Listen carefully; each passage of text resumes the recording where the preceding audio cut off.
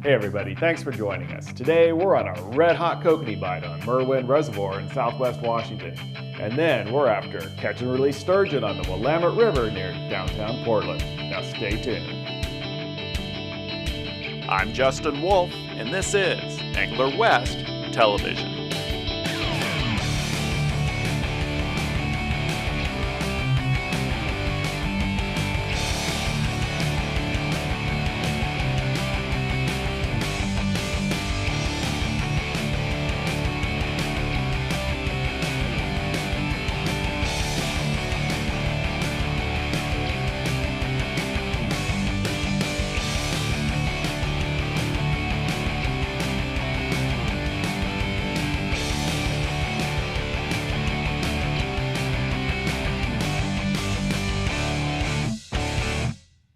When you can catch them like this, kokanee or landlocked sockeye salmon are great fun and even better eating.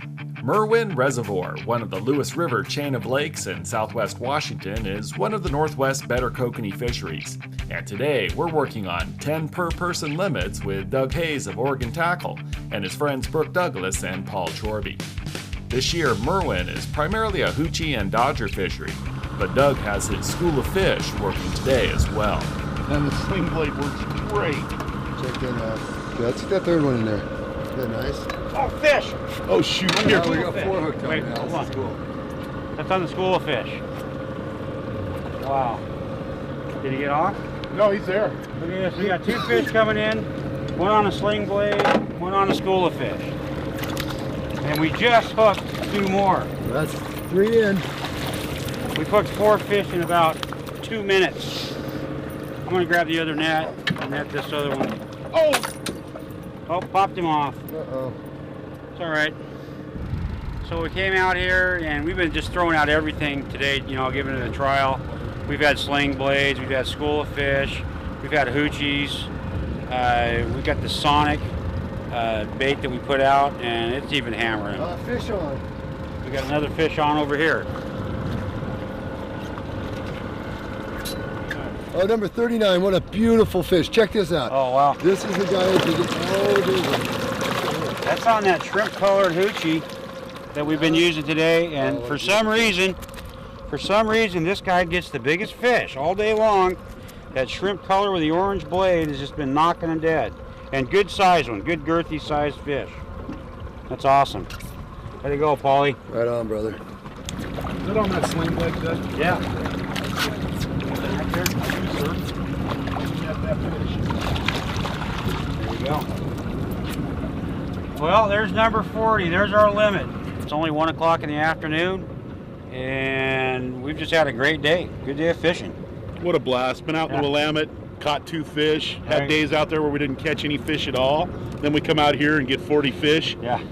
It's like 1 o'clock. We could go in for lunch. What a blast. We've been struggling on the Willamette, but this is a good fishery up there on Lake Merwin. The day before, I had met up with guide Cameron Black, who's been fishing Merwin with consistent success. We're off! We're starting it early this morning. That's the closest rod to the boat, so that's going to get it going. Oh, fish on, fish on. Grab that rod, grab the rod. And we're on a double hole to start. And we got one on the downrigger. Here you go. That's a dinker, but you know. Want me to take it? Nothing like start with a triple. Pliers. Pliers, I'll get you going here. Oh, you still got yours there. Got my boomerangs here.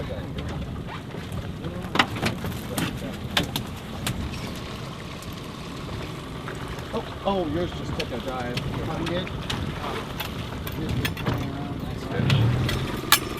There you go. Watermelon's been working good too, but that little orange hoochie. Get him out of the boat. You know, look at that. There he goes. Oh, that's a better one.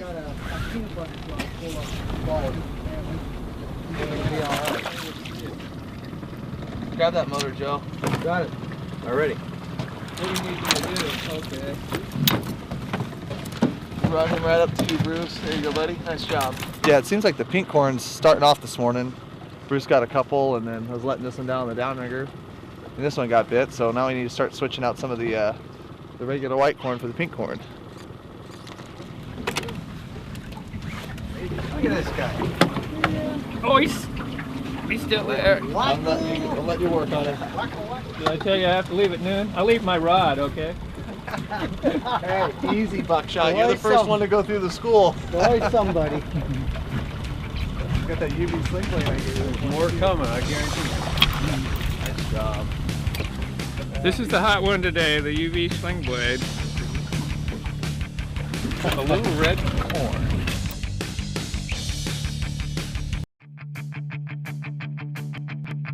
Welcome back to Merwin Reservoir. I'm Justin Wolff, where so far hoochies with smile blades behind sling blade dodgers are the hot combo.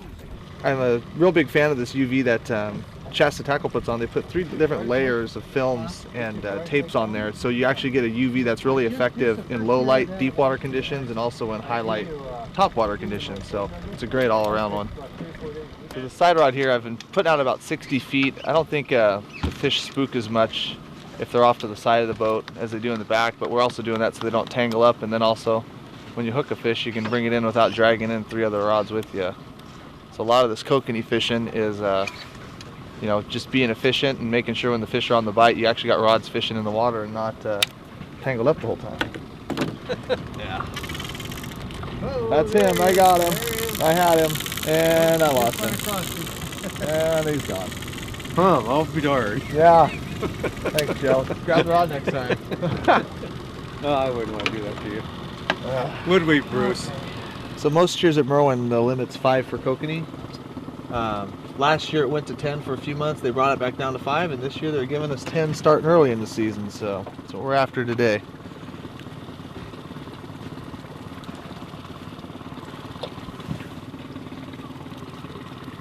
Oh, I'd take a bite out of that one. Who wouldn't? I got him. You sure? For now. Oh, he's taking drag. Oh, and he's off. Told you, so you don't want me. You guys grab the rods. I'm too unlucky for this. Oh, you're not. We love it. This one, oh, it's a little trout. Yeah, it's a little trout. We're gonna. Whoop. That was just a little trout we threw back there. But I mean, this lake, you never know what you're gonna find. You'll find, like I said, small rainbows. You'll find some big rainbows, kokanee, and then there's also some small Chinooks in here, which you don't know if they're hatchery escapees or what and where they came from, but you seem to catch a few of them every now and then too. And also, there's a few tiger muskies prowling the shorelines too. And don't forget the squawfish.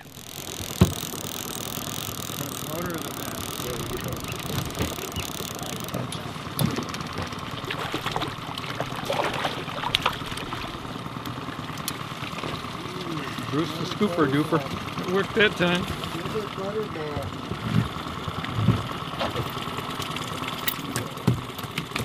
So the basic setup with the sling blade, depending on, 10-pound test line is what I like to run, just because when we're releasing a lot of fish, I don't like the line to get damaged. Just goes to a swivel, which this swivel comes on the sling blade. Same with the snap. What I like about these little snaps that, like I said, come on the sling blade is you can just undo your leaders and change out whatever colors. Kokanee like to sometimes get on certain bites, where they're like in yellows or greens or blues or whatever. And this way you can switch them out real quick. Use about anywhere between about 6 and 14 to 16 inches of line. Looks like today I'm running lots of 9s and 10s to a little smile blade and a little pink and orange hoochie. The fish is coming.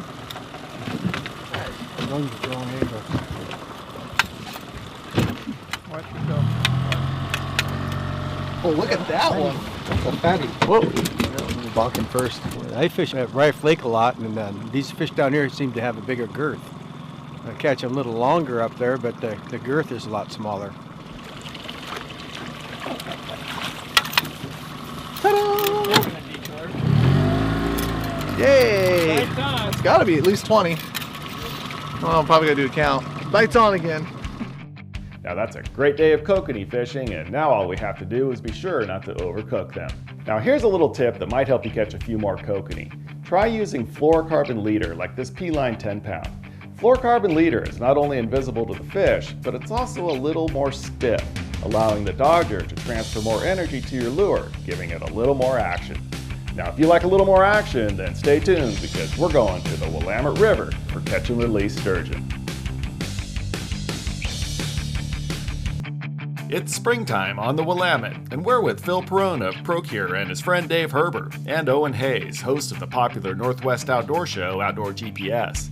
John Horak, better known as Fish on John, is looking to put us on some fast-paced catch and release sturgeon action. What I'm doing right now is I'm watching the depth finder and I'm trying to find a contour line. It's 40 foot on the shoreline, 50 foot where I want to anchor my boat, and 60 feet on the other side. So I'm fishing 3 different depths. If they're up on the flats, we'll get them. If they're in the middle on the transition, we'll get them. And if they're in the deep, we'll get them. This gives you a little bit more variation opposed to just fishing the flats or just fishing an incline. Spring Chinook run on the Willamette's been kind of spotty at best. Guys are really struggling for bites. So we're going to take advantage of this catch and release sturgeon fishery. It's been red hot if you know what you're doing. And we're here with my friend John Horak, and he's been just pounding fish on a daily basis, using a lot of Procure, which makes me happy. And we're here with Owen from Outdoor GPS and our friend Dave Herber, and we're gonna hopefully put on a show. Okay, what we're doing right here is I've got just a half a herring. I've cut it in 3 pieces. I'll make 3 baits out of it. I've run the hook in like so, half hitch, run the leader through the tail, fold the tail over. Now my stretchy string just slides up and down my leader. It's just a couple square knots, it's nice and loose.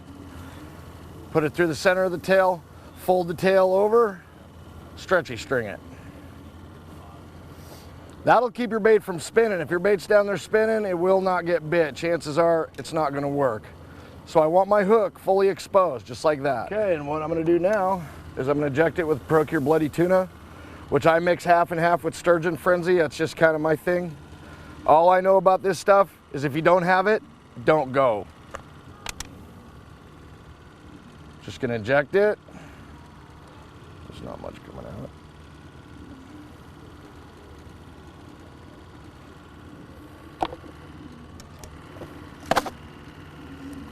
I want to work a little better. There we go. Just like that. We've come down from St. John's Bridge. We're just below the Toyota hole. It's actually what I call the Gray Barn hole, which is kind of my name. I don't think there's really a name to it. West side. There's a million holes here. There's the 100-foot hole. There's a 70-foot drop off. This has got a good contour, so that's why I like it here. But there's one on each side of the river. Right now, these fish seem to be kind of keyed up in the shallow areas. So that's the reason we're here. I got one. Now, John, I like how you use these lighter rod and reel combos. Yeah, You that's get all these- like, that's 20-pound braid. They sure are fun. Yeah. If you're gonna do this CNR fishery, you come Yeah. down here with a pin Like dirt this, stick. a big stick. Yeah, you're just grinding away at Yep. a little fish. But if you're gonna bring the kids down and you're using the 8 to 20s or something in that range, that's I think 10 to 25 or something. 2-piece Shimano, 20-pound test. Absolutely just a ball. And Yeah. you break a sweat fighting these fish. And it's a lot of fun. Well, and it's not too deep of water, and you don't have to use heavy lead. That's the best part. That's the best part is the 1.5 ounces of lead. Oh, bubbles. Look at that out in the sun like that. Beautiful. Very nice. Come on, young feller. Quick release. No sense of bringing them out of the water anyway. There you go. Beautiful. Thank you. Yeah, bro. It is. Not as little as you thought. Okay, well, fish on. Running up river with it.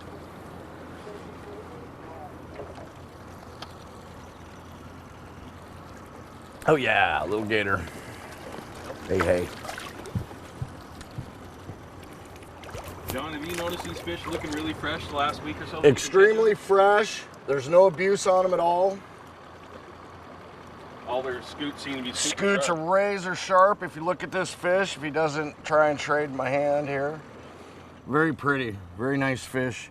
His face isn't all beat up. There's no red on him anywhere. Young male sturgeon, beautiful. Okay, well, we're fishing for the white sturgeon, which lives in the ocean, primarily feeds in the estuaries. They come up into the rivers to spawn and will run up into the slack water behind the dams and falls, and the primarily larger ones, will spawn, and it's a broadcast spawner, and generally 35 and less is a male, and over 60 is a female, typically. These fish live in the ocean. They migrate back and forth. They'll tag one. It'll show up in San Diego, in the Sacramento. 2 years later, they'll find that same tag in Winchester Bay, Smith, Umpqua. A couple years later, it'll be in the Willamette or the Columbia. These fish migrate all around. This is one of the last great fisheries of this fish that we need to protect. We really need to pay attention to this and protect it.